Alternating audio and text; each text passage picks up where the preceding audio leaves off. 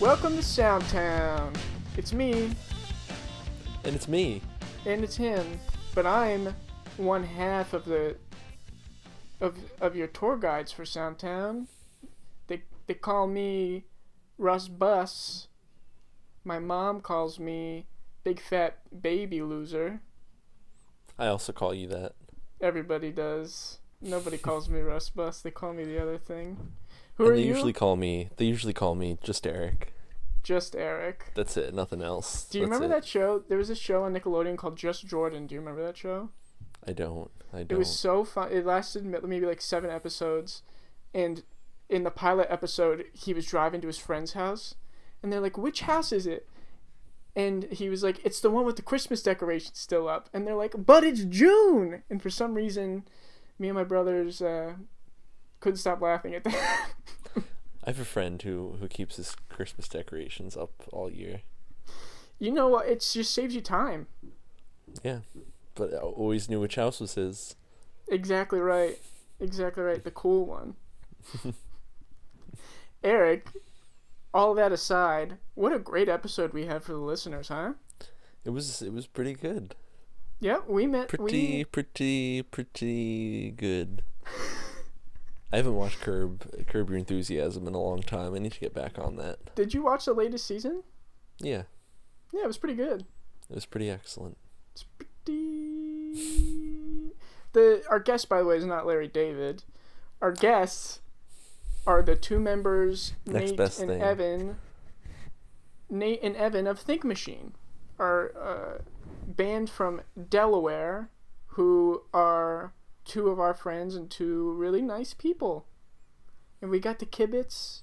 We talked about their new album, which they dropped the name of their new album at the very end, so we got some scoop for you. And then they talked about living together and renovating a house. And then they talked about the new cat that Nate adopted called Whiskers. And Whiskers, interrupted so many times. So rude. Yeah. The rudest podcast guest we've ever had on. She kept... If you're just listening and you're not watching, Nate or Evan might be in the middle of a really great story, and then all of a sudden they'll stop talking and start laughing, and it's because Whiskers would literally climb on the keyboard and turn their camera off. But that's fun. It was fun. Whiskers is cute. I'm selling it pretty good, aren't I, Eric? They should. I'm sure everyone's just like on the edge of their seat. They want to get started. Yeah, let's get started. Then let's get started. Here is our conversation with Nate and Evan of A Think Machine.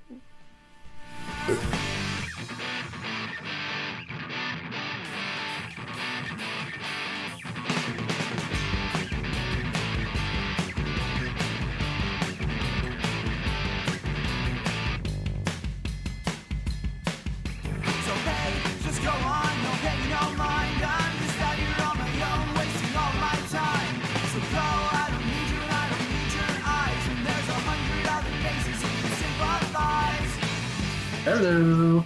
Good to see you, fellas. Good to see you as well. How's everybody doing? Pretty good. I just got a new cat, and she's like exploring the room in the background here. What's her name? Whiskers. Hey, Whiskers. Very nice. Can we get a peek of Whiskers or? Definitely. Whiskers. Oh, she's on the computer. That's a fine feline. Aww. Isn't it? It really is. She's so sweet. Yeah, I just adopted her the other day. Oh, your camera! I don't see your camera anymore. I think she hit the button. Oh. She's sabotaging us. I know. What the hell is this? Eric told me to tell you guys he's got a big bag of spicy nacho Doritos waiting for him, so we've got to make this quick. No, yeah, let's do it. Yeah, this is I got stuff to do. Yeah, we're on a time crunch here. Don't say crunch. Don't say crunch. I was just about to make a joke about how I said crunch. How long, Nate and Evan, how long have you two been living together? Is this new? Yeah, it's Pretty new. fairly new, yeah. A couple months. Is it just you two?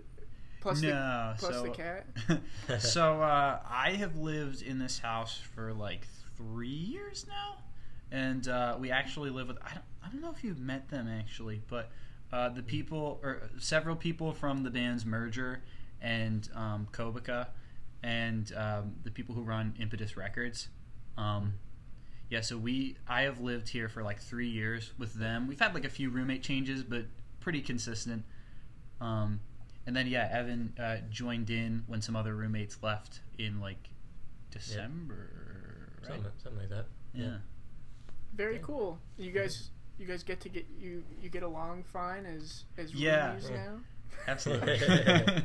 Yeah, it's really crazy. Like, even before like Evan moved in, like everybody at this house is so cool. Like, in the entire like 3 years that I've been here, I can say without a doubt, like I can't think of a single like argument that any of us have had. Like, we're all just kind of on the same wavelength with this, which is extremely like rare and cool. Yeah. Well, I mean, we're only seeing like a square yard of your place there, and it looks really nice and tidy. Thank you. I just did a huge clean out. We're in my bedroom right now, and I just did a huge clean out in preparation for the new cat. Oh, okay. So, yeah. That's a good point. I don't have pets, but I know with dogs, if they're not trained, they're probably gonna like pee and poop all over the place. Yeah. Is it kind of similar with a cat? I would imagine, no? But actually, so Eric has a cat, so he would know. So I've never like raised a cat from a kitten, and I adopted this cat from I'll just say a family friend, and so she's like, actually we don't even know, she's probably like between 3 and 6 is the guess, but anyway, she's litter trained and like already knows her name and everything, so like all the hard stuff is like taken care of, and she knows me, so it's not like she has to get comfortable with me, so it's just like pretty much just plopped her in a new setting and was like, this is your home now. Cats are pretty great like that. Yeah. She has such a loud and vibrant purr, and like you touch her for a second, she starts purring. Oh, it's wonderful. We gotta get that. We gotta get that for the ASMR fans. Yeah, right. Well, I have no doubt that she'll be climbing on my keyboard again, so I think it's very well within the realm of possibilities. So then, for those listening and or watching, stay tuned. So are you still in Delaware? Yes. Yeah. Mm-hmm. Would you ever want to leave Delaware, or is it like the best place you've ever been? Or the only place you've ever been? That's a good point. Good question. First. Yeah, I don't know. I'm becoming more open to the idea of leaving home these days, just if I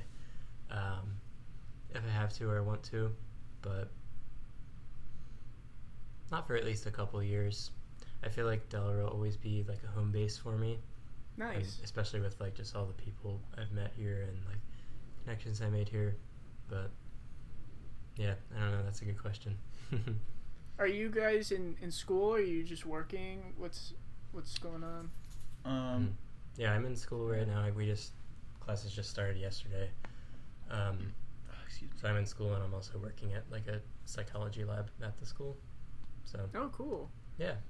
Yeah, I actually I'm in kind of a weird spot right now because I dropped out of college like 3 years ago, and I've had like no intentions to like go back to school or anything, but I've recently rekindled a love of computer science that I had in high school, and there are so many resources on the internet that like I don't necessarily have to go back to a university, but there's like all these different programs that you can do that are essentially like just online school specifically for like coding related things.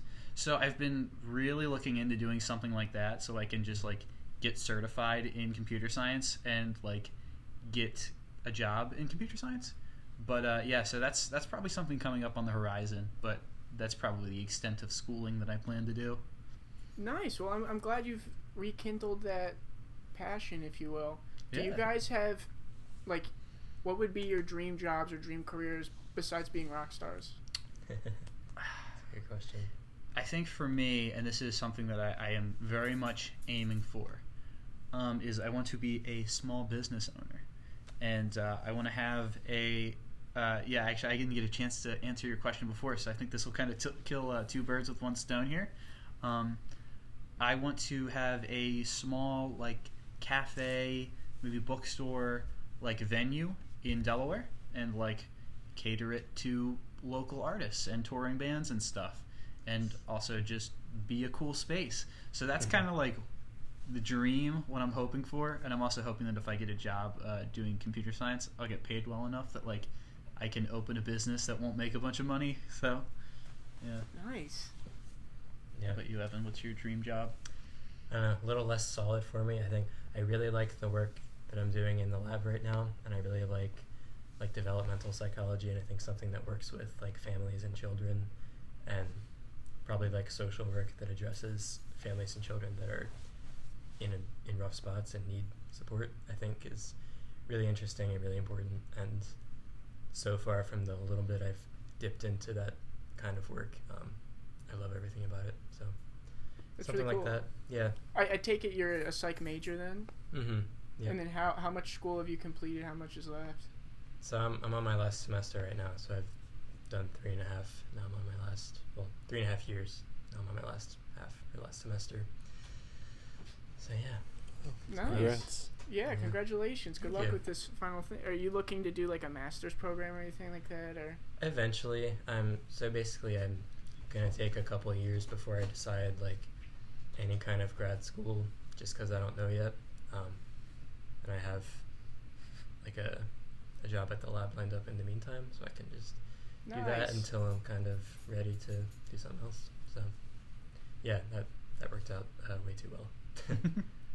Nate, I was curious like what you have been up to, because this maybe it's not so recent now, but on Twitter you've been like what's the word, like flipping houses, or maybe just Kind one of. house. Yeah, what's that all about? Because that looks cool, by the way. Thank Because the you. before and afters are fantastic. Yeah, so long story short, sorry, Whiskers almost knocked over my drink.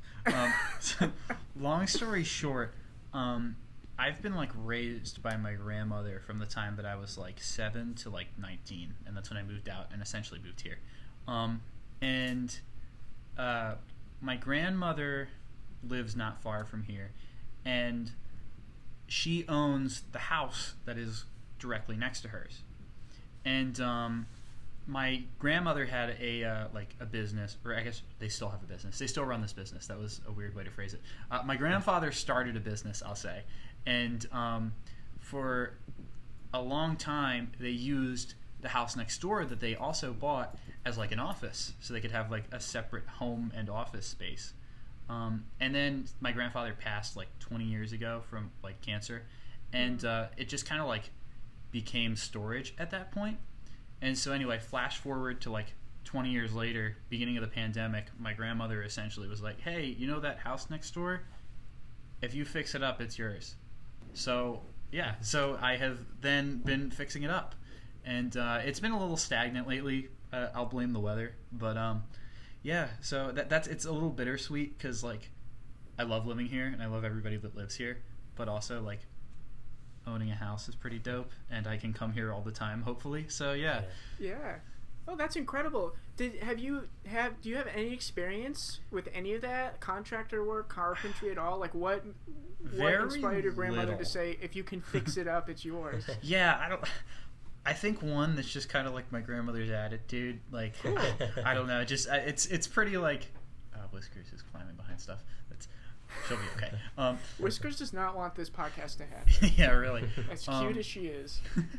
But yeah, my grandmother, I think just kind of expects me to be able to do whatever, which is cool. But I've like, yeah, I've done like small like handyman stuff here and there, like growing up around the house, like doing stuff for my grandmother all the time. Like it was always like, oh, this part on the dishwasher broke. Okay, like let me order the part and then like put it on and hopefully it'll work. And so it was like a lot of stuff like that, but nothing really like carpentry.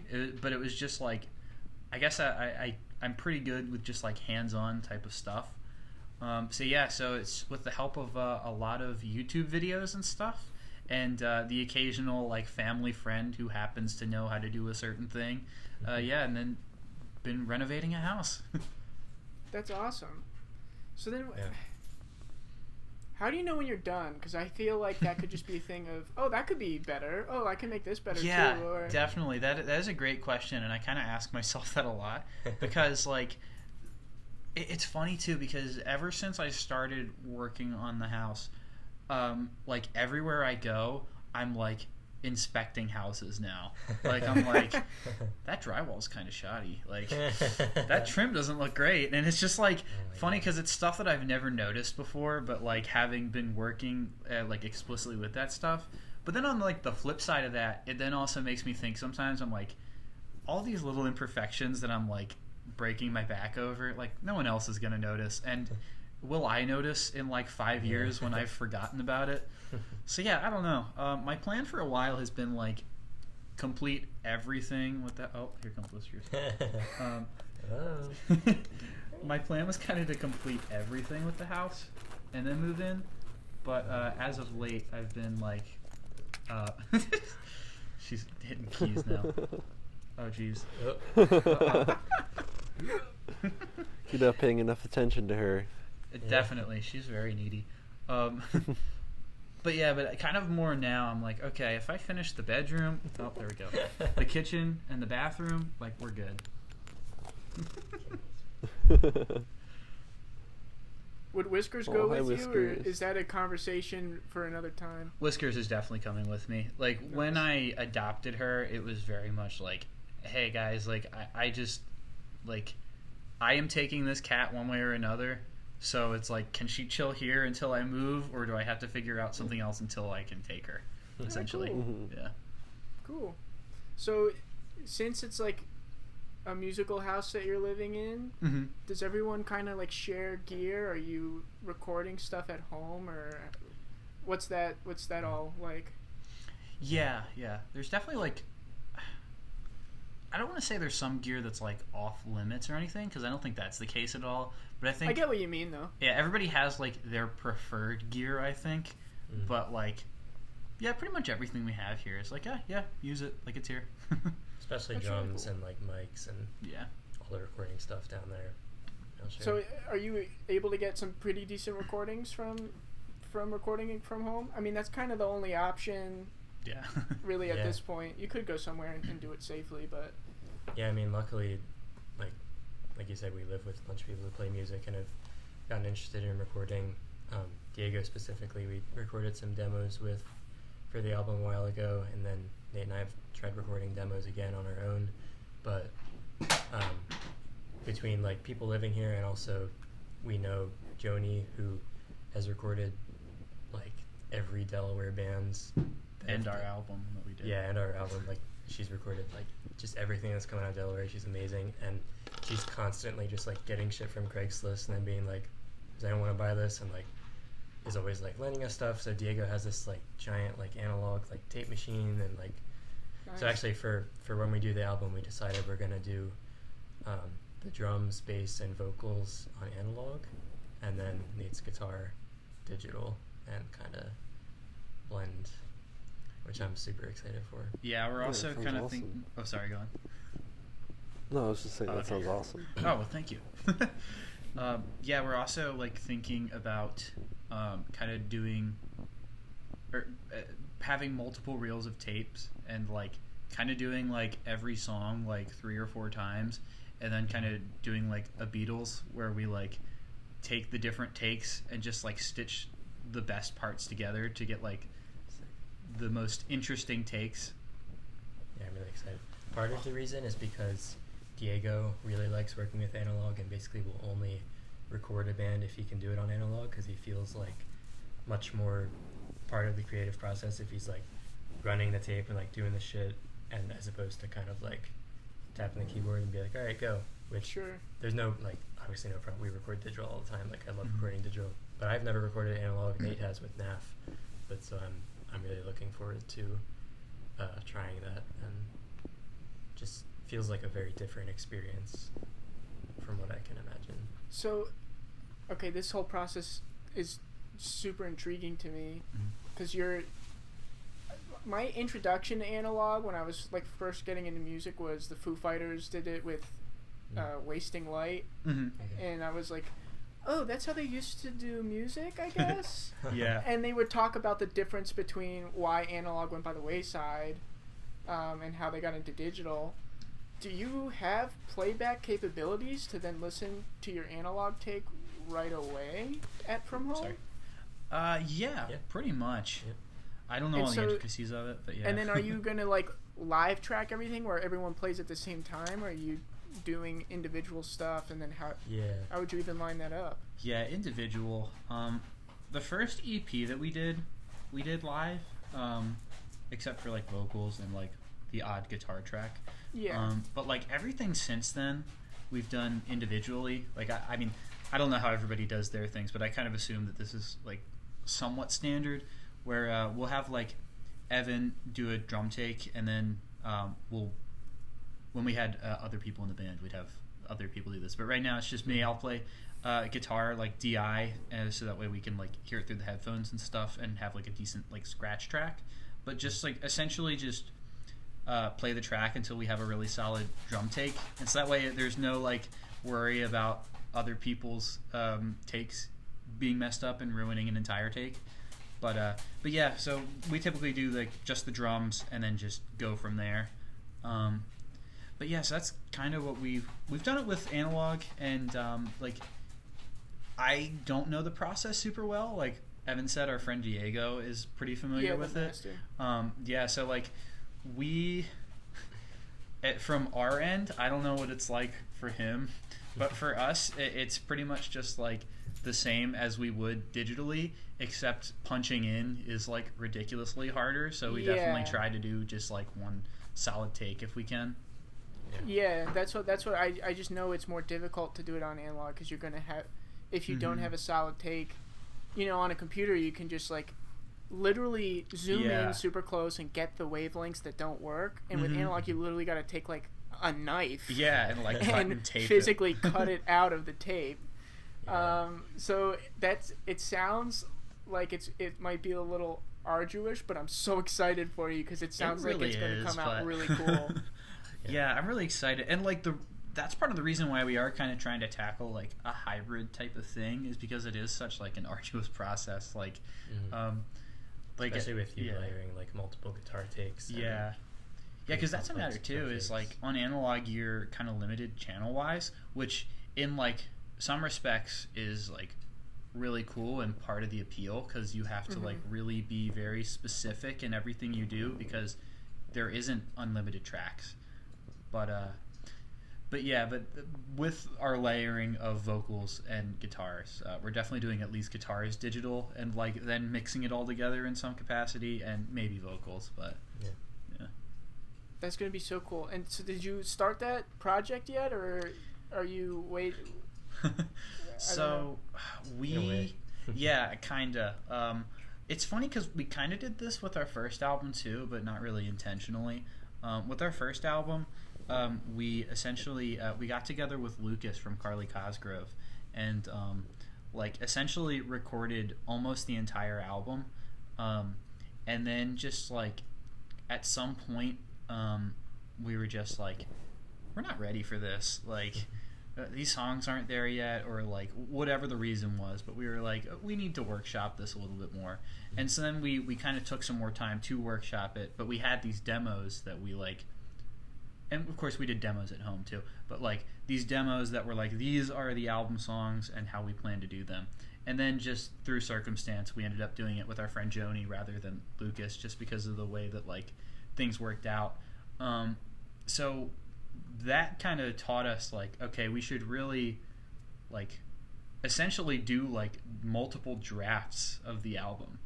So that's essentially what we have been doing. Like we're probably on like our 4th round of demos, and like we're just essentially recording like every single song and like finding out exactly what we want to do with it, which I think is also going to be really reflective in this album, because we, like I said, we did kind of do like one draft of the previous album, but with this, there is so much more planning going into it that I feel like it's going to be a much more cohesive feeling rather than the other one. That's awesome. But yeah. So, okay, as a songwriter, for me, it could just be that I'm stubborn, but it's very difficult for me to go back and try and rework parts of a song. How do you approach those different drafts? Do you listen through and pinpoint things that particular parts that you don't like, or do you just start from scratch each time? Well, that's the thing is, like, I think it's more, for me anyway, like all these different drafts. Whiskers hit the button again. Like all these different drafts. Oh, jeez, there we go.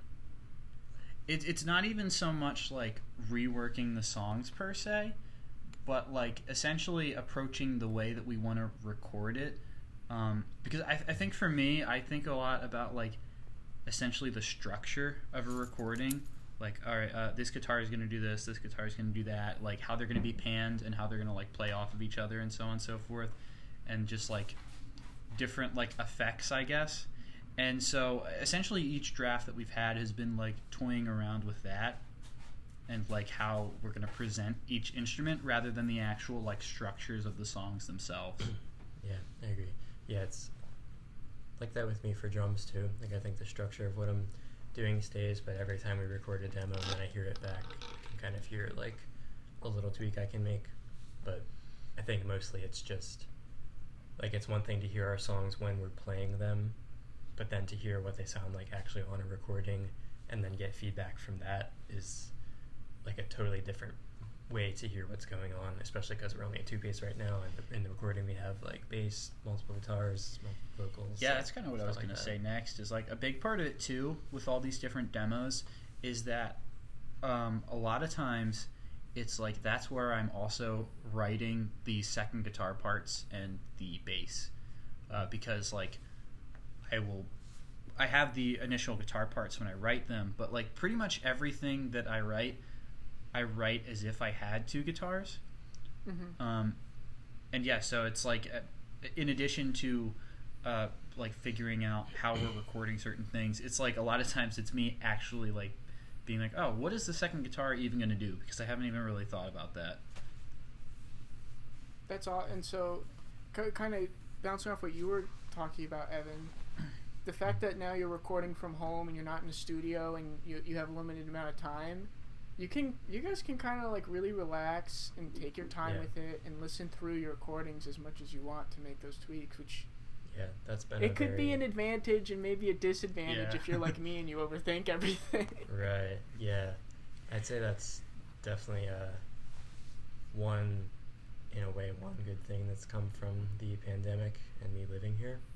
Well, lots of good things didn't come from me living here, but pandemic, not many good things. But like one, we've just been waiting for Diego to like get his tape machine back, and also we're just here all the time, not playing any shows. We're kind of like, I just do more demos. So like, nice. Which I love. Like I'm really happy we're able to do it. I don't know if we would do it this kind of slow and calculated if it was not pandemic times and we were playing shows and wanted to get this out.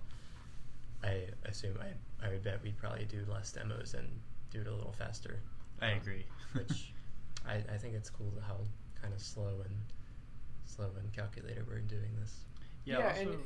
Oh, go ahead, Nate. Sorry. But also just kind of to that, like you said, we're waiting on Diego to get his tape machine back from Joni, actually, who's working on it. And we essentially have decided, like, okay, once he gets that tape machine back, like, we're going to start recording, like, the final versions. But we're just waiting for that to happen. So it is kind of like, all right, well, I guess you want to do another round of demos and, like, see what we can do while we're waiting. I totally get that. So if you're on like draft 4 of demos, you, Nate, sent me some Think Machine demos a couple months back. Yeah. Were those the most recent ones, or? At the time they were. I think we definitely have made more since then. But same songs, but yeah. Okay, so obviously I'm a really big Think Machine fan. And I listened to the demos, and I was like, I was so I was astonished because they sound like that. This is going to be the best Think Machine release yet. Thank you like so there's much. no doubt in my mind. Oh, Those songs we feel were that awesome. way too. Honestly, we're so Yeah. excited. I'm so excited for you guys. And you were talking so. Obviously now you're talking about how it's more calculated. The recording process might be more cohesive. Mm-hmm. Do you also credit that to the fact that it's just you two now and there's kind of less cooks in the kitchen? Are you looking to add more band members? Or are you cool with the way it is for now? Two different questions there. Two good ones. Yeah. Yeah. I think definitely songwriting has been really cool with just the two of us, because we've been in a band together for like 10 years or so, just like with many different people, and like now it's just us, and by now we're pretty kind of in sync and finally have a clear picture of like this is what we want to sound like. Like I think we've really kind of hit that by now. So writing's been really cool, and then like it's just so easy to record demos when it's just us two who live together anyway, and there's nothing else to fucking do in the world these days. So it's like good point.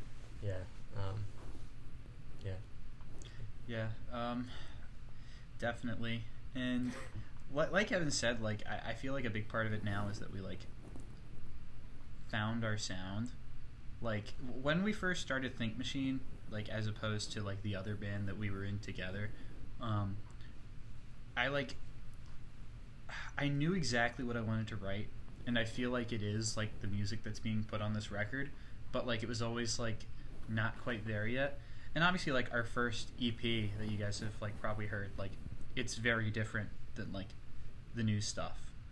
And I do think that is a lot attributed to like we had other people working on it with us, and like that definitely wasn't a problem. It was very cool to have that other input, but it definitely is the reason I think that it's really different. I think we've just grown as musicians since then too. I mean that's a big part of it as well. I think. When was Orange and White? 3 years 2017 ago? or so, 2018. But 3 or 4 years ago. So. Yeah, but I also think that like Steven kept us a little bit more grounded sometimes when we wanted to do like some like wacky like heavy stuff, because that wasn't really his thing, for sure. Which was like fine, but I think again just kind of like influenced the way it was. But yeah, to answer your second question about like if we're looking to add new people, that is a really good question. I don't have an ironclad answer, but because like the thing is, this like this 2-piece thing kind of came out of necessity, because we were a 4-piece, then a 3-piece for a while, and then our bassist at the time decided he wanted to like focus on school and stuff more, and so then for a little bit we were a 2-piece looking for a bassist, and we did like a few shows as a 2-piece with like I guess a pretty primitive setup, I would say, but then eventually we met our friend Mache, who I think you guys know, who played bass with us, and so then all was good for a while, but then Mache at some point let us know that he had to go back to Poland at some point. So it was kind of just a matter of like, well, I guess we can either like start actively looking for a replacement, which feels kind of weird because we're going to continue to play with him until he goes, or we could just like really embrace this 2-piece thing and then just continue to play as a 3-piece until it was time for Mache to go. Yeah. And yes, that's kind of what we did. Yeah, especially because when we were looking for Mache, we like played with so many bassists before then, and not that we were like no one's like good enough for us, but like everyone we played with like just wasn't quite, like we had by then we have a very clear sound that we want, and everyone we played with kind of like wasn't quite that, or they were kind of like I don't know if this is the sound I want. So it's like we have tried like everyone, and like unless we want to get somebody that lives like an hour away, like we're not gonna find anyone even still. Yeah. But we've talked before about like whether we want to stay a 2-piece or not, and I think kind of the answer that we've kind of like fallen to at this point is that definitely for the production of this album we're going to stay a 2-piece. Like we're not looking to add anybody else, but beyond that, when we kind of start the next wave following these songs, we're definitely really open to it, but excuse me, kind of like Evan said, they kind of have to have like it has to be the right fit, because there were like so many times where like throughout our musical career, I think even aside from like being in Think Machine, where it was just like, all right, well, this person plays the instrument I'm looking for, that is good enough for me, but there's not really any kind of real chemistry or like overlap in vision for what you want to write. And so like at that point it just doesn't mesh well. So we want to make sure that if we do add people, it's like really thought out and actually going to add to the sound, and everybody is like on the same page. And there are a few people we have in mind, and we've tried to do some jamming, but the pandemic has kind of put a damper on that. So we'll see what happens. I mean, there's shout out to Mache. We love you. Yeah. Mache. There's certainly no rush. There's no one looking over your guys' shoulder and being like, more band members now. Yeah, so, right. Guys, just keep doing what you're doing. I'm so excited to hear how the new album comes out. Thank you. So you guys are doing an album, right? We've been doing it. How long have we been recording our album, Eric? Oh my God, is it like 2.5 years now? I think it's like 3 years now. Yeah, coming up on 3 years, I think. Yeah. And so then, what's been? I feel that. Yeah. What's been like the delay for you guys? A couple things. Yeah, well, I figured. Issue number one. Well, so normally when people record an album, they coordinate with whoever they record. We've done everything on our own prior. We worked in the studio once before this, and this other time around we were like, we want to work with our friend Ethan. We're gonna do it in a studio. And when you do that, usually what happens is you both coordinate like, we're going to dedicate X amount of time to recording the album. We're going to dedicate a week or 2 straight weeks in the studio and record. And we didn't do that because 2 of us were in school at the time. The other half of us were like working careers. And so we were saying, okay, these next couple weekends, we spaced it out by weekends, we're going to meet up and record. Yeah. So maybe you record 2 or 3 weekends in a row, get 2 or 3 songs done, and then, oh, can't come this weekend, something's going on. Totally fine. Record another couple weekends. I can't do this weekend, something came up. So, it's easy for like 20 weeks to go by and you've got some of the album done. And we were 75% done, and our producer calls me. He goes, I've got really bad news. My hard drive completely got destroyed. No. We have to start from scratch. And it's you can't cry over spilled milk, right? Yeah. And I'm like, I'm sure he feels terrible. And then I don't remember if it was Eric or our drummer David who were like, this could be like, what's the saying? A blessing in disguise. Exactly. Because to what you guys were saying, like, we had it's like round 2. exactly like we had demos and then we recorded in the studio, but this time now like we had like the rough mixes of what we recorded. And obviously as time goes on you practice the songs more and you get better at what they sound like and stuff. So we just hit the ground running the second time around, and we were getting really liking what we were doing compared to what it was before. And then we were grinding and going, and then the pandemic hit, and everyone was kind of nervous to congregate in a studio and go back at it. Yep. So then over time we started like, maybe we can record the rest of the album from home.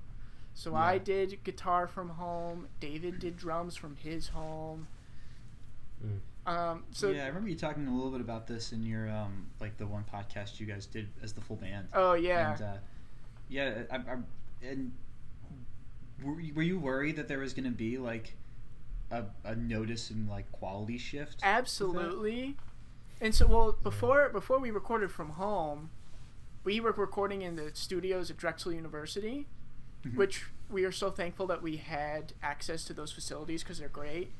But the first problem there was, okay, today we're going to work in Studio A, but next weekend we can't get Studio A, it's booked, we got to go to Studio B. No.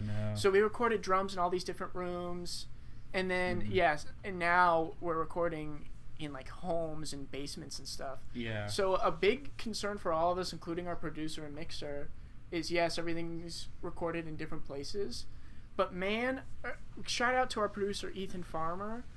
We did 1 or 2 songs completely from home, and we did our best with the mic setups. Like, we kind of know what we're doing, but yeah, we were concerned that it was going to be a difference in quality and just overall sound. Ethan got it so close to how it sounded in the studio. I was like flabbergasted. That's awesome. Yeah. The mixing process is like so overlooked. It is. It can do so many things for your so much things. It can do so many good things for a mix that like you just would not know are possible. Absolutely. So I mean, now for us, everything is recorded, and it's just a matter of finishing the mixes. We have right now everything's mixed, but we want to go through and compare all of the mixes because again, they were all recorded in different places. And now again, it's just finding that's 4 of us in Shark Club, and then our producer that's getting those 5 schedules together. And again, that's one of the like really great things about it just being the 2 of us. Even before we lived together, it was just like, hey, are you free on like Tuesday? Yeah. All right, cool. Like, I'll come over and we'll write some songs. And it's like, that's it, which is really great. It was so much harder when like we had 4 people and like 3 of us were in school, like, and like working on top of that. Nate's always working on something. Like, it's so hard to find time. But so this has been cool for that. Yeah, but for us, when we are able to find that time, we soak it in. We try to just live in it because it's doing the band is so much fun for us. Yeah, actually, I guess that's another question I have for you. Like, what is I guess I don't know what your post-pandemic thing is looking like, but pre-pandemic, what's like a Shark Club practice look like? It's rare. Yeah. Because Eric and I are the only guys who still are back home in Central Jersey. Mm-hmm. Before the pandemic, I still have my job, which I'm really lucky and thankful for. But I was commuting into New York City every day, 6 days a week for my job. Wow. So I was home, but I wasn't like home a lot. And then David's in Philly for school, and our other singer Jake had moved to Richmond, Virginia for work. Oh wow. Okay. So practice is a rarity, but if we all happen to be home on some instance, we make it a point to meet up, whether it's to practice or just chill out and catch up. With Jake being so far away, he's given us the blessing of, if you get a gig and I can't come, feel free to do a 3-piece. Yeah, we've had a few moments like that before. Yeah, and so if we have like a string of shows one weekend or a couple weeks, we'll definitely try to practice the day before and do that. But other than that, we're kind of just like resting on our laurels and saying we know our stuff. We've practiced on our own. We'll see how it goes. Yeah, that's what I was gonna ask. Like, is there anything specific you guys do to like stay tight? Like, since you guys can't practice all that often. I mean, what do you think? I think like we have a pretty cohesive set list that we stick to. We don't touch a lot of our deep tracks just because the situation. And I think people if we played more often, we definitely would pull out deep tracks more often. Yeah, that's what I was gonna ask. So if that was not the case, do you guys think you'd be busting out the oldies? Yeah, we'd be experimenting much for sure, or like trying different cover songs and stuff.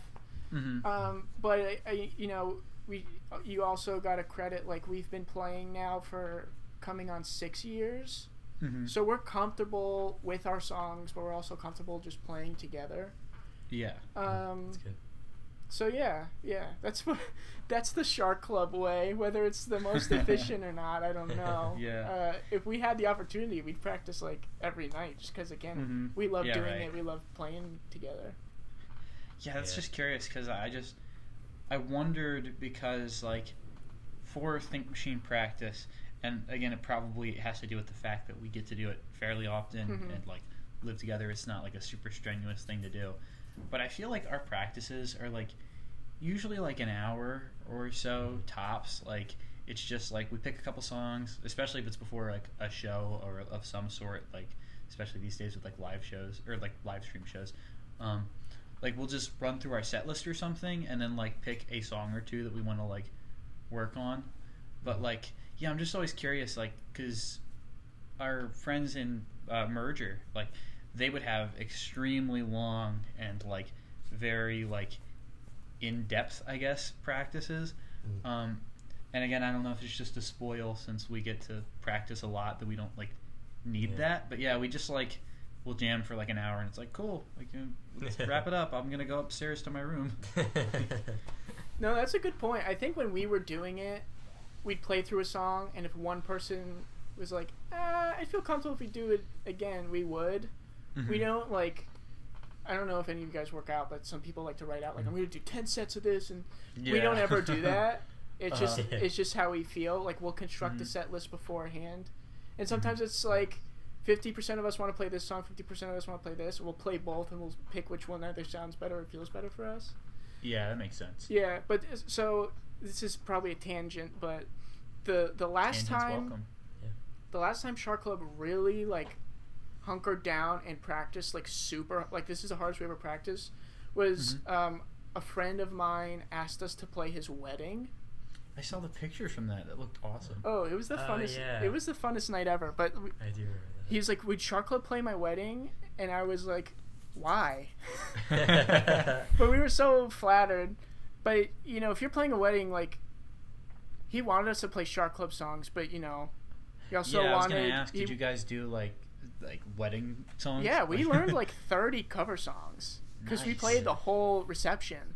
That's awesome. So we like met up in Philly and got us practice space at again at the Drexel facilities. Super thankful, thank you. And we spent it was more than a day, right, Eric? And we were in a room. The AC was broken, so we eventually all got like almost naked, and we were just grinding through these songs. And we were like, so we wanted it like not just to feel comfortable for us, but also to like sound good because we were like playing somebody's wedding. So we were literally like, awesome. Let's play this like 5 times in a row. Yeah. So that it's like a muscle memory. Awesome. And that was definitely tough, cool. But that ended up being like one of the funnest nights ever. I bet. Eric, I don't know about you. I would never do another wedding, but I'm glad we did that one. It depends. I don't know. I feel like I would only do it for like friends and family. I wouldn't do it just for like strangers. It would have to be like for somebody that we know. Yeah. That's my only exception. Because it was like. But otherwise, no way. No, not for strangers. Because that was way more work than I thought it was going to be. It was so much work, and then just like the nerves, or just like maybe. Oh my god. Just myself, like I'm not super self-confident. Maybe I'm just like I just wanted it to be good for them. Like it was somebody's wedding. Setting. Yeah. It's a very different setting than. Like, also, like their grandparents were dancing in the front row, and so like we couldn't play like Blink 182 the whole night. Right. I feel like it also is just like maybe this is just a me thing, but it's like I feel like it's so hard to have that same confidence playing like a song that you haven't written versus like your song is so you. It's like so hard to like not have that like same passion with it. Yeah. And I mean, we tried to make the cover songs our own. Just the difficulty with that is, again, the 3 of us were separated when we're not because we don't live together or anything like that. Yeah. So it's easier to practice along to the actual song rather than the rendition that we made. So I actually recorded like demos for half of the covers. That's something similar that we've done in the past. I remember Evan's uncle typically has like a 4th of July party every year, and for many years now, like we would play it, and we do like the same thing. Like nobody wants to just hear like our punk covers at a 4th of July thing. So we like used to learn like a bunch of like oldies and the classics and stuff. And it was definitely like a big process. But the last year we did it, that of course was not last year but the year before. I remember we kind of fully embraced the like, all right, like I'm really getting sick of playing cover songs, and we definitely know this isn't like the setting to like play our loud screaming music. So I remember we just went like full on just like improv jazz the whole time. Oh, cool. Yeah, it was a lot of fun. What could you name a couple songs that you would have played? It was like not even like, it was literally just, all right, I'm gonna play this like jazzy sounding chord progression, and like you'll just do like a nice jazzy beat. Jazz is strong. We're not jazz musicians, but but you would just jazz. You would jam essentially, but it wouldn't sound like a punk band jamming. We'd play like a song from our album, but just play it for like 8 minutes. Yeah, just in a more like kind of different spin on it. Yeah, it was fun. Yeah, it was a good time. That's awesome. Yeah, that's one of the things that's really nice. I think about just the two of us is it's a lot easier to pull off like, hey, do you want to like do this song like this way this time? Because like we just know the songs inside and out, and it's only the two of us to coordinate. Mm-hmm. Yeah, it's nice. I like the 2-piece a lot. It's easy to coordinate stuff like that. It's fun. Eric, we should kick the other two guys out of Shark Club and just do the 2-piece because they're making it sound really good. Yeah, it's too busy. 2-piece, but it's just guitar and bass. Yeah. Yeah, nothing else. Actually, funny story. When Evan and I first started playing music together, this had to be like the 8th grade. Maybe even before that. Anyway, before we started our first band, when we were trying to start our first band, it was Evan, myself, and our friend Sean. And the problem was we all played guitar. Oh, yeah. So it was just... But that's the funny thing, too, though, is because I imagine the logical thing is like, all right, so one of us needs to learn this, one of us needs to learn this, we got this. But, like, we were so just like, cool, we just need to find a bassist and a drummer, and then we'll just have 3 guitars. It's cool. And, like, eventually it did become like, okay, Evan, you played drums a little bit already and have been playing guitar the least, so you are now the drummer. But we still weren't like, all right, so let's duke it out to see who's bassist. We were just like, all right, so now we're a band with a drummer and 2 guitarists. You and Sean were too stubborn to step down a bass. Yeah. I think really what you guys have done through this conversation is you've helped outline how difficult it is really to find bandmates. I don't think we don't know really we don't have a good gauge of like what type of people listen to this podcast. We don't know if it's people who are in bands, people who want to start bands, or just music fans in general. But for people who might not understand, you need to find 1, people that you get along with, 2, people who might be into the same kind of music as you or have the same vision as you. Mm-hmm. You need to find then people who play the instruments that you're looking for in your arrangement, whether it's 2 guitar players, a bass player, a drummer, whatever. And then, what was the other one? I'm losing it now. But there's all of these things that... The moxie. Yeah, the moxie, sure. But it's all of these characteristics that, like, you need all of them. It's not like, he has some of them or whatever. The last one is close proximity, because if... Like, you guys are in Delaware, if you find, like, the perfect prospect out in California, you're not going to be playing shows or whatever. Yeah, it's crazy, because, like, I think when you compromise... Whiskers is trying to climb on the TV. It's a really big flat screen. I don't know what she's, like, planning to do. But, yeah, when you don't have, like, all of those things together, I think it can really show. Like, the bands that, like, do have people who, like, share a vision and like are all passionate about it, like there's a big difference between that and it's like, all right, well, we really like doing this kind of music, but this is our friend who like kind of knows how to play bass or is like really into this other genre but said that he would play bass for us. Like, I think there's a clear difference in like the art that is made. I think that's the great thing about, like, I think specifically the Delaware scene, but just like finding like a scene where there's just a bunch of fucking bands and artists and just people and creators, and like, because within the Delaware scene there's been so many like kind of mingling of bands where like this one person plays bass in this band but then they also join like this other band, and like it's just such a cool thing to have like a hub of like, here's like basically all the DIY musicians in this part of the state like just here, versus just kind of being like, well, I think I have a friend who played drums in like middle school, maybe they'd be interested, like it's so awesome to have like a cohesive scene that you can find people in. Yeah, definitely. For so many reasons, but that's one good reason. Absolutely. And now you start talking about scenes. Philly has a scene. That's a city. I went to school down by Asbury Park that had a scene. Over near Rutgers and New Brunswick. New Brunswick has a scene. Yep. Delaware, the whole state, seems like it's the scene. But that being said, it's also, from an outsider looking in, it seems like a super tight-knit scene, which I think is really cool. It really is. The only thing that I would say that I think is not seen by an outsider, and honestly, just because I like don't come in contact with it, like I kind of forget that it's a thing. But like from my perspective, essentially there's like two scenes in Delaware. There is like what we would call the scene, I guess. And then there's like the like slightly older crowd that's like mostly like hardcore like Delaware, which is like no option and stuff. But yeah, it's like, and there's like, as far as I know, not any like animosity or like turf wars between the two, but it's like they are very much like separate.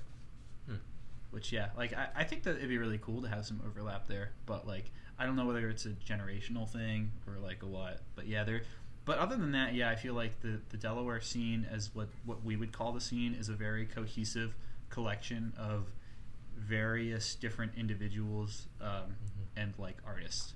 Yep. I think I give a lot of credit to Impetus and Disturbance for making it so cohesive. Disturbance was a zine run by Diego and Stacy, who Diego does Impetus stuff, and it was cool because they would basically just find people in the scene to like put like poetry or pictures or like whatever you want to put in it, and then also just have a big list of show dates. So that was a very important part of the scene, and very I think one reason why it's such a tight scene. And I miss it a lot. Yeah, that's awesome. I mean, everyone we've had the pleasure of meeting from Delaware has been so great to us. So yeah, it sucks that nobody can do anything about it now, but it'd be cool to go back at some point. Hopefully it happens soon.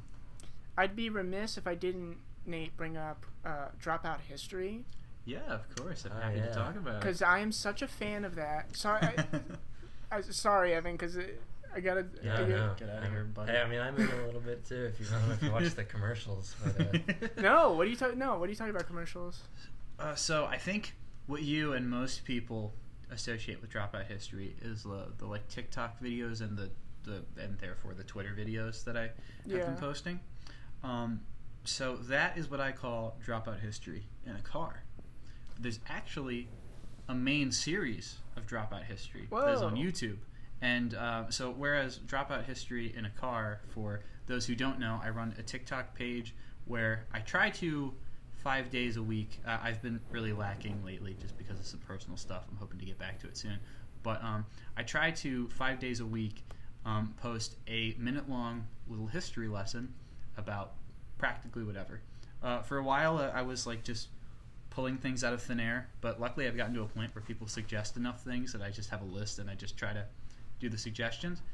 But so while Dropout History in a car is obviously very brief because it's only a minute long, Dropout History is a YouTube channel that I started that is essentially the same thing. It's the history of just whatever I think would be cool to look into, but it's much more fleshed out and is like much more in depth. Oh, I definitely got to check that out then. Yeah, so far I have 2 videos on the YouTube channel. The first one was the history of Saturnalia, which was an ancient Roman holiday, and that's both of them have commercials. I have fun little ads in there that I created, and Evan has starred in both of them essentially. Oh, that's awesome. But yeah, the first one was the history of Saturnalia, and then the second one was my magnum opus because I spent like months on it, and that one was the history of Rob the Robot and how he essentially saved the North American video game market. And yeah, that's cool. Okay, I definitely got to check. So, I mean, not only is it a great concept, like, and again, I'm only referencing now the TikToks and the Twitter videos because I didn't know that this other spectrum existed. But the pre-production that goes into it is so impressive. It's so impressive to me. And the fact you churn them out at such a consistent basis, it's super impressive. Yeah. Like, I have so many questions, but like. Yeah, please ask away. I'm happy to answer. Like, are you just like a trivia nerd, or like how do you like decide like what you want to go over that week? So or that again, day, rather. Sorry. Yeah. I guess at first it was, like I said, I was just kind of like anything I could, or I was like essentially like looking up on, like going on YouTube and like putting in history, and it was just like, oh, this sounds cool. How can I turn it into a minute worth of content? Yeah. Yeah, like that's really the long and short of it. Is just like any kind of, really it's just like my ears are kind of just open all the time, and like whenever I just hear like an interesting story about like, oh hey, did you know that like Mega Man for DOS was made by this programmer because he was bored? It's like, let me make a video about that. And it's just like stuff like that constantly. And yeah, actually like the writing of them and the research is like probably the quickest process of it. Oh, like really? I spend maybe like 5 to 10 minutes like tops. Well, with the TikTok videos specifically. When it comes to the YouTube videos, again, I try to be a lot more in depth, and I don't want to just like spread misinformation. Absolutely. But when it's just like a minute worth of just like, this is fun trivia about this thing, I definitely feel a lot more like, okay, it's okay if I fudge a detail here by accident. But yeah, most of it like goes to actually doing like the animations. I was gonna say, because those are great too, and they serve such an important purpose in the videos. But like, what goes into that? Do you just draw those over and over again to get that style? Yeah, pretty much. Yeah. I like. So I guess I'll take it back a little bit and get to the origins of it, I suppose. I conceptualized doing a YouTube video, or a YouTube channel rather, like a long time ago, and I had like a bunch of different ideas. But anyway, when I started going to school for the little bit of time that I did, I was a history major, and so I went to school for like a semester, and I've always loved history. More specifically, I love stories, like fictional stories, real stories. Like I'm a huge comic book nerd. Like I just love stories, and history, in my perspective, is just like stories of how things are the way they are. And so anyway, when I was in school doing history, learning, I just kind of came up with an idea of like, man, like wouldn't it be cool if I like did like YouTube history videos? And so I scripted one out, and I wasn't sure what the format was going to be, and I experimented with some stuff. But long story short, I was like, I'm not happy with this. Like, I'm just not going to do this. And so then flash forward to, again, like almost 3 years later, and I just like, I was like, man, maybe I should like revisit that idea of like doing history videos. And at first I was going to kind of do like more like history, like what you imagine when you like read a textbook and stuff, because I do find that stuff really interesting as well. But then it just kind of got to the point where it was like, I want to talk about the things that I really like and want to talk about. So then I decided to make a YouTube channel that was going to be the history of things that I like. And then after a little bit of brainstorming, Dropout History just kind of became the name, given that I am a dropout and I like history. And so the way that Dropout History in a Car spawned was because I started doing my video about Rob. And it's like 46 minutes. It's very long. Oh, wow. And I actually started that video before I did the Saturnalia video, but I wanted to have the Saturnalia video out by like Christmas time, because that's like the relevant time. So I like put Rob on the back burner for a little bit. But anyway, while I was doing the Rob video, I lost some footage, and so I like was like, man, how am I gonna like fix this? Like, am I just gonna re-record the footage? And like in the time that I had like recorded the initial footage, I like shaved, I got a haircut, and so I was like, this is smack in the middle where I'm just gonna look like radically different. And so then I just eventually settled for like I was like doing an errand one day where I had to just like wait in my car for like somebody to like come to the place I was at, and I had my laptop and my microphone, and I was like, well, I have nothing else to do. So I just started off with, hi, like I lost some footage, so welcome to Dropout History in my car. And so there's a clip within the Rob video where you'll see that I just say that and then fill in some of the time of me explaining things in my car. So then, while I'm still working on production for the Rob video, I'm like, man, this TikTok app seems pretty happening. So I'm like, how can I put my content on TikTok to like reach a wider audience? And at first I thought just like taking like minute-long clips of the videos and stuff, but like, I don't know, I didn't expect that to do very well. So then, actually, it's funny I gave the example of the Mega Man video because that was exactly what happened.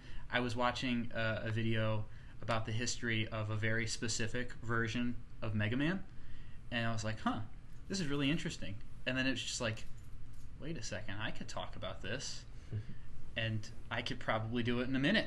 And so then that kind of sparked that, and I was like, okay, I'll just do short Dropout History videos about things. But then again, I just kind of like, I think I might have been editing the Rob video, and I was just thinking about it more, and then it just struck me that like, wait, I already drew this logo for Dropout History in a car for this like one-off bit. What if I then like made it a regular thing? And so then yeah, long story short, I started doing that. So it's just kind of funny because Dropout History in a Car predates either of the YouTube videos when it comes to the time that they were released, because I started doing them way sooner. But conceptually and even production-wise, it was like, excuse me, they were way down the line in terms of like the actual like history of Dropout History so far. Gotcha. Okay, when we're done here, I'm gonna check out the YouTube channel because I think it's great work. So keep it up, and thank you. Yeah. Before we wrap up here, would you guys want to play a quick game of this or that? I would love to. Yeah, you guys know how to play? I think so. Yeah. Sounds pretty. You choose either this or that. Yeah, basically we give you two options to pick between this or that. Eric, Cool. You got any this or that's for Nate or Evan here? Yeah, sure. Let's bring it back to summer vibes.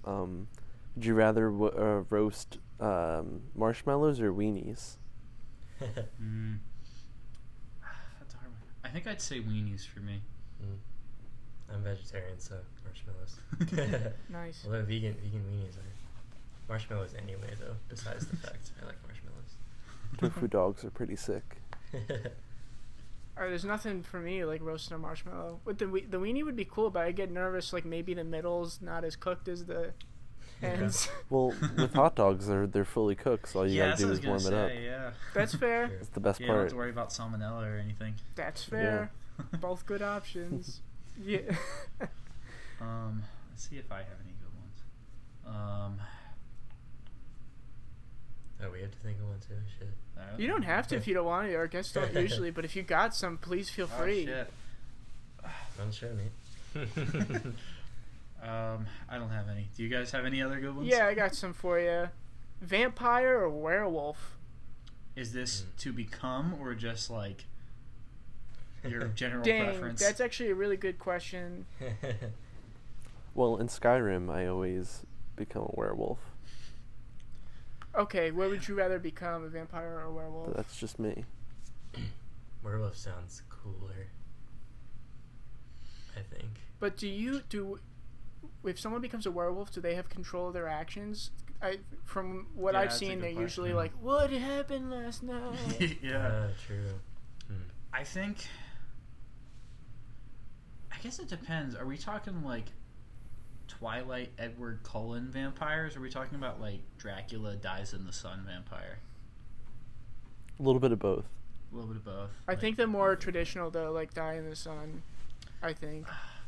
That would be kind of cool. I didn't think this question would be so complex, but you guys are making good points. Man, I guess werewolf I think it would really suck to be bound to the night. But you live forever. Yeah, that's true. But is that really? Is that a positive or a negative? It's another good point. Yeah. Yeah, I think I'm gonna have to go werewolf on that. Same. What about you, Eric? I go werewolf. That's it.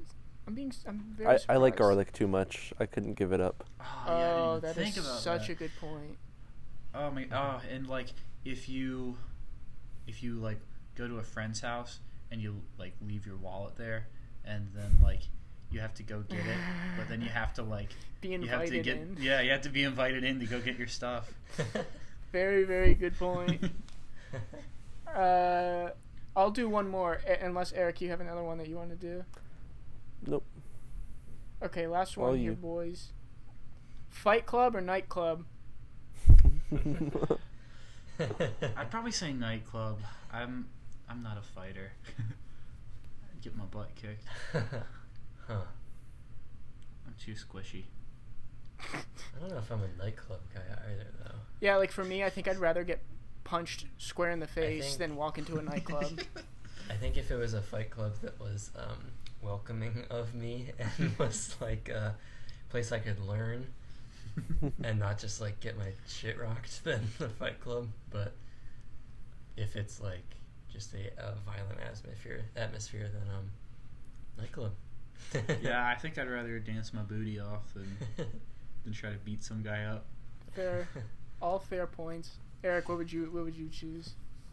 I'll go Fight Club. Any chance to hang out with Brad Pitt is a good one, even if he is just a figment of my imagination. I thought you would. Spoilers to anyone who hasn't seen Fight Club, but it's like 20 years old now. You should have seen it by now. Yeah, you would have seen it. Actually, fun fact: I might be completely wrong about this, but I feel like I remember a teacher from my high school telling me. So I'm shifting the blame to them if this is wrong. That Fight Club is actually based off of a book, and the book takes place in Wilmington, Delaware. Oh. I haven't read the book. I think Mr. Best. I was thinking Mr. Mess. That'd be pretty cool. Yeah, right. Get some fictional history going on here. Yeah. Drop out history. Oh my god. In a car. Yeah, probably a car. In a podcast. Yeah, let's drop a history in a podcast. First of all, this has been great. Yes, this has been a good time. Were you guys expecting questions that maybe we didn't get to, or how you feeling? Do you have any in particular you're thinking? No, that was good. I like your questions. Thanks. Yeah, not any in particular I was thinking of. I did actually mean to ask Evan prior to the podcast, completely forgot, if we wanted to keep the name of the album a secret, or if we wanted to share that. Oh, you can share it. Yeah? Yeah. Yeah. Mm-hmm. Yeah. The so scoop. We get a scoop. Yeah. We're getting the right off the press here. So our second full-length album, which will be released at some point that has not yet been determined, is going to be called Waiting for the End of the World. Whoa. Yeah. You heard it here first, folks. Waiting for the End of the World. Think Machine. Coming out TBD. Yes. That's super exciting. Thank you for letting us in on that hot piece of info. Absolutely. We are super excited. And we're excited for you. Once we get like to maybe early mixing stage of the finals, if you guys maybe want some, we can send that would them be your so way. great. That would be so great. And it'd be cool. You guys are welcome back anytime. We'd love to chat it up again because there's so much other cool stuff that we can get to talk about yet. Maybe when you're in the recording process, if you want to take an hour or so, I'd love to chat with you. Oh, shoot. Actually, before we go, one thing I do want to mention that I'm super excited for that we didn't get around to is we actually are probably very soon going to be starting production on the first music video that we've ever done. Oh, that's awesome. Yeah, and it'll be a single from the album, of course. That's so awesome. Yeah. Ooh, you guys saved all the good stuff for the end. I like it. Yeah, I know. It was totally on purpose too. Well, we'll talk all about it the next time you guys come on. If you're willing to come on, that'd be great. Of course. Thank you guys for having us. Oh, thank you for joining us. I would really love to be able to hang out with you guys in person when it's safe to do so. Absolutely. Or we can, anytime we can just do one of these Zooms, turn the cameras off, turn the mics off, just have a regular old-fashioned Zoom call going. Yeah.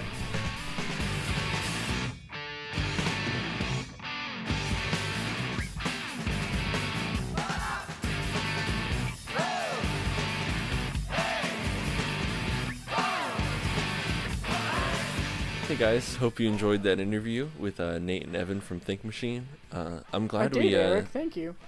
Oh yeah, I wasn't talking to you. Oh. I was hoping everybody else had a good time except for you. I was hoping you just had an okay time. Oh. Well, that wasn't the case. Yeah, but I'm really glad we got to learn more about Dropout history. Yeah. Dropout history is my favorite. I still have to go check out that YouTube channel. I forgot to talk about that in the intro. But yeah, Dropout history is my favorite. They're just so cool. Great. Both. I did not expect him, because I didn't know it was a full series too. I only saw like the little snippets, so I didn't expect him to talk about it as much as he did. But I'm really glad he did. Me too, and I'm just thankful for the time, thankful for their talents. And I'm looking forward to that new record. Sounds like it's going to be pretty sick. Well, thanks for coming along with us on this little trip here to Soundtown. Just some really quick housekeeping, if you don't mind, Eric. This podcast is brought to you by Best Available Player. It's a network full of other great podcasts and cool stuff. You can check out bestavalableplayer.com. Also, for you sports fans out there, Best Available Player has their own YouTube channel. And on that YouTube channel, along with some pretty great sports updates and everything, Russ of Soundtown, I've been playing Madden NFL 21 EA Sports video game and doing little franchise modes, experimenting with like all the different options that the Jets have at quarterback. What if they draft Justin Fields or Zach Wilson, or they trade for Deshaun Watson, all this other fun stuff. I've been doing stuff like that on the video game, recording myself talking and being an idiot, and putting it on the YouTube channel. So if that interests you sports fans, or you're not into sports but you kind of want to get into it and want to hear me talk some silliness, go to Best Available Player YouTube channel and check it out.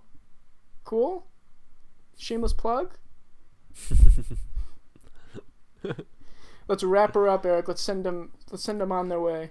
All right, get out of here, you guys. Get the heck out of here. But come back real soon to Soundtown. Bye. Here's Animals by Think Machine.